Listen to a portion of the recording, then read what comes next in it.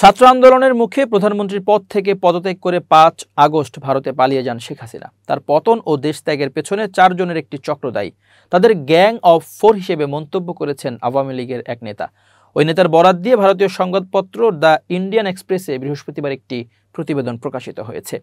ওই নেতা বলছেন, ৪ জনের ওই চক্রটি শেখ হাসিনাকে দেশের বাস্তব অবস্থা থেকে দূরে সরিয়ে রেখেছিল। প্রতিবেদনে আওয়ামী লীগের আরও কয়েকজন নেতার বক্তব্য রয়েছে।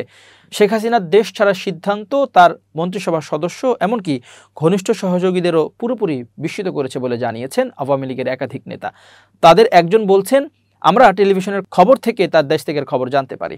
এরপর থেকে আত্মগোপনে রয়েছেন দলটির অনেক নেতাকর্মী। এমন অবস্থায় আওয়ামী লীগের বেশ কয়েকজন নেতার সঙ্গে কথা বলেছে ইন্ডিয়া এক্সপ্রেস। সরকার পতনের পেছনে তারা তাদের মন্তব্য জানিয়েছেন। গ্যাং অফ 4 আখ্যা দেওয়া আওয়ামী লীগের এই নেতা বলেন, শেখ হাসিনা আমাদের কথা শোনেননি। এই চক্রটি গ্যাং অফ 4 শেখ হাসিনাকে বাস্তব অবস্থা বুঝতে দেয়নি। তার দৃষ্টিতে এই 4 নেতা হলেন শেখ হাসিনার ছেলে সজীব ওয়াজেদ জয়, বেসরকারি শিল্প ও বিনিয়োগ উপদেষ্টা সালমান এফ রহমান, আওয়ামী লীগের সাধারণ সম্পাদক ওবায়দুল কাদের ও সাবেক স্বরাষ্ট্রমন্ত্রী আসাদুজ্জামান খান কামাল। তিনি বলেন, এই 4 জন শেখ হাসিনার পতনে নেতৃত্ব দিয়েছেন। তাদের ওপর তার ছিল অন্ধবিশ্বাস। শেখ হাসিনার সহজাত যে রাজনৈতিক প্রজ্ঞা ছিল তা তিনি এদের কারণে হারিয়েছেন। এই নেতার অভিযোগ, শেখ হাসিনা তাদের কথা শোনা বন্ধ করে দিয়েছেন। আওয়ামী লীগের বিগত সরকারের এক মন্ত্রী বলেছেন, ৫ আগস্ট বেলা ৩টার দিকে সেনাপ্রধান যখন জাতির উদ্দেশ্যে ভাষণ দিচ্ছিলেন তখন জনগণ টিভিতে তার বক্তব্য শুনছিল। আমরা ঠিক সে সময় বাড়ি থেকে বের হওয়ার সুযোগ পাই। ধরা পড়লে পরিবার সহ আমাদের জ্যান্ত পুড়িয়ে মারা হতো। প্রতিবেদনে বলা হয়েছে, আওয়ামী লীগের কিছু নেতা জুলাই মাসে শিক্ষার্থী সহ বিক্ষোভকারীদের উপর গুলি চালানোর জন্য অনুতপ্ত হন।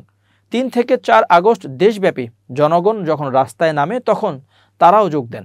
চলতি বছরের জানুয়ারির নির্বাচনে বিএনপিকে অংশ নিতে না দেওয়াকে হাসিনার বড় ভুল বলে মন্তব্য করেন আওয়ামী লীগের কয়েকজন নেতা। একটি সূত্রের বরাত দিয়ে পত্রিকাটি বলছে, লন্ডনে নির্বাসিত বিএনপির ভারপ্রাপ্ত চেয়ারম্যান তারেক রহমানের সঙ্গে আওয়ামী লীগের কিছু নেতা মধ্যস্থতাকারীদের মাধ্যমে যোগাযোগ করেন। নির্বাচনের 1 বছর আগে 2023 সালের জানুয়ারিতে তারেকের সঙ্গে যোগাযোগের প্রস্তাবে সাড়া দেয়নি শেখ হাসিনা।